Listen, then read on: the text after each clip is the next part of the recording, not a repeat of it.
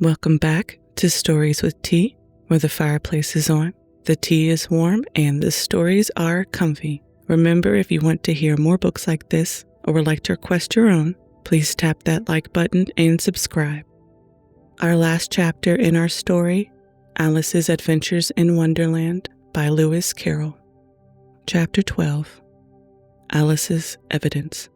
"Here!" cried Alice, quite forgetting in the flurry of the moment how large she had grown in the last few minutes, and she jumped up in such a hurry that she tipped over the jury box with the edge of her skirt, upsetting all the jurymen onto the heads of the crowd below, and there they lay sprawling out, reminding her very much of a globe of goldfish she had accidentally upset the week before. "Oh, I beg your pardon," she exclaimed in a tone of great dismay, and began picking them up again as quickly as she could, for the accident of the goldfish kept running in her head, and she had a vague sort of idea that they might be collected at once and put back into the jury box, or they would die. "The trial cannot proceed," said the king in a very grave voice, "until all the jurymen are back in their proper places. All," he repeated with great emphasis, looking hard at Alice as he said so. Alice looked at the jury box and saw that, in her haste, she had put the lizard in head downward, and the poor little thing was waving its tail about in a melancholy way, being quite unable to move. She soon got it out again and put it right. "Not that it signifies much," she said to herself. "I should think it would be quite as much use in the trial one way up as the other." As soon as the jury had a little recovered from the shock of being upset, and their slates and pencils have been found and handed back to them, they set to work very diligently to write out a history of the accident, all except the lizard, who seemed to be much overcome to do anything but sit with its mouth open, gazing up into the roof of the court. "What do you know about this business?" the king said to Alice. "Nothing," said Alice. "Nothing whatsoever?" persisted the king. "Nothing whatsoever," said Alice. "That's very important," the king said, turning to the jury. They were just beginning to write this down on their slates when the white rabbit interrupted. "Unimportant, your majesty means, of course," he said in a very respectful tone, but frowning and making faces at him as he spoke.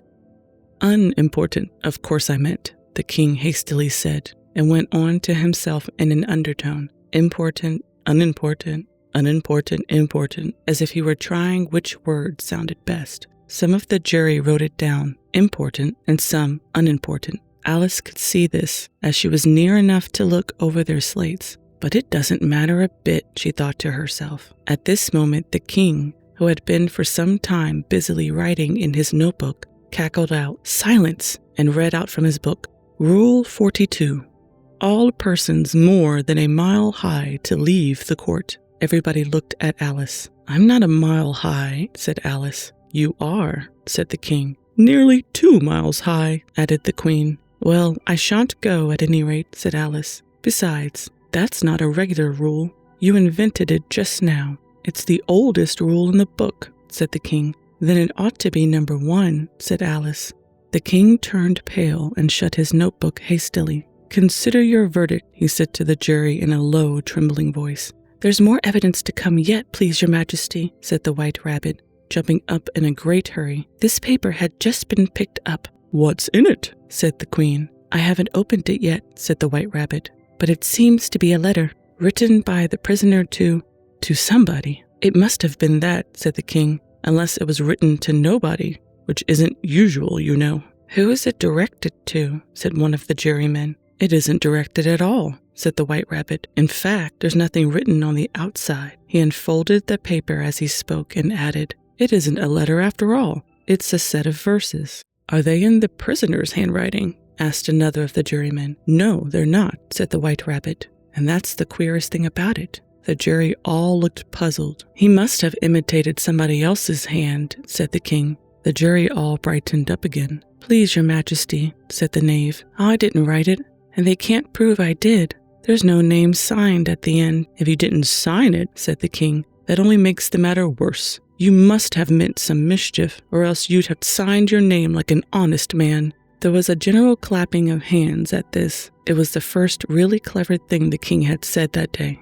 "That proves his guilt," said the queen. "It proves nothing of the sort," said Alice. "Why, You don't even know what they're about. Read them, said the king. The White Rabbit put on his spectacles. Where shall I begin, please your majesty? He asked. Begin at the beginning, the king said gravely, and go on till you come to the end. Then stop.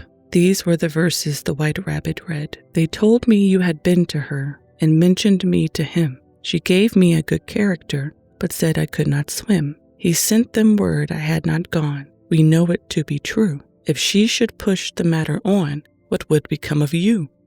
I gave her 1, they gave him 2. You gave us 3 or more. They all returned from him to you, though they were mine before. If I or she should chance to be involved in this affair, he trusts to you to set them free, exactly as they were. My notion was that you had been, before she had this fit, an obstacle that came between him and ourselves and it. Don't let him know she liked them best, for this must ever be a secret kept from all the rest, between yourself and me. That's the most important piece of evidence we've heard yet, said the king, rubbing his hands. So now let the jury, if any one of them can explain it, said Alice. She had grown so large in the last few minutes that she wasn't a bit afraid of interrupting him. I'll give him 6 pence. I don't believe there's an atom of meaning in it. The jury all wrote down on their slates, she doesn't believe there's an atom of meaning in it, but none of them attempted to explain the paper. If there's no meaning in it, said the king, that saves a world of trouble, you know, as we needn't try to find any. And yet I don't know, he went on, spreading out the verses on his knee and looking at him with one eye. I seem to see some meaning in them after all. Said I could not swim. You can't swim, can you? He added, turning to the knave. The knave shook his head sadly. Do I look like it? He said, which he certainly did not, being made entirely of cardboard. All right, so far, said the king, and he went on muttering over the verses to himself. We know it to be true. That's the jury, of course. I gave her 1, they gave him 2. Why, that must be what he did with the tarts, you know. But it goes on. They all returned from him to you, said Alice. Why, there they are, said the king triumphantly, pointing to the tarts on the table. Nothing can be clearer than that. Then again, before she had this fit, you never had fits, my dear, I think, he said to the queen. Never, said the queen furiously, throwing an inkstand at the lizard as she spoke. The unfortunate little Bill had left off writing on his slate with 1 finger, as he found it made no mark, but now hastily began again, using the ink that was trickling down his face as long as it lasted. Then the words don't fit you, said the king, looking round the court with a smile. There was a dead silence. It's a pun, the king added in an offended tone, and everybody laughed. Let the jury consider their verdict, the king said for about the 20th time that day. No, no, said the queen. Sentence first, verdict afterwards. Stuff and nonsense, said Alice loudly. The idea of having the sentence first. Hold your tongue, said the queen, turning purple. I won't, said Alice. Off with her head, the queen shouted at the top of her voice. Nobody moved. Who cares for you, said Alice. She had grown to her full size by this time. You are nothing but a pack of cards. At this, the whole pack rose up into the air and came flying down upon her. She gave a little scream, half of fright and half of anger, and tried to beat them off, and found herself lying on the bank with her head in the lap of her sister, who was gently brushing away some dead leaves that had fluttered down from the trees upon her face. Wake up, Alice dear, said her sister. Why, what a long sleep you've had. Oh, I've had such a curious dream, said Alice, and she told her sister as well as she could remember them, all these strange adventures of hers that you have just been reading about. And when she had finished, her sister kissed her and said, It was a curious dream, dear, certainly. But now run in to your tea, it's getting late. So Alice got up and ran off, thinking while she ran, as well as she might, what a wonderful dream it had been. But her sister sat still just as she left her, leaning her head on her hand, watching the setting sun and thinking of little Alice and all her wonderful adventures, till she too began dreaming after a fashion, and this was her dream. First, she dreamed of little Alice herself, and once again the tiny hands were clasped upon her knee, and the bright, eager eyes were looking up into hers. She could hear the very tones of her voice, and see that queer little toss of her head to keep back the wandering hair that would always get into her eyes. And still as she listened, or seemed to listen, The whole place around her became alive with the strange creatures of her little sister's dream. The long grass rustled at her feet as the white rabbit hurried by. The frightened mouse splashed his way through the neighboring pool. She could hear the rattle of the teacups as the March Hare and his friends shared the never-ending meal, and the shrill voice of the queen ordering off her unfortunate guests to execution.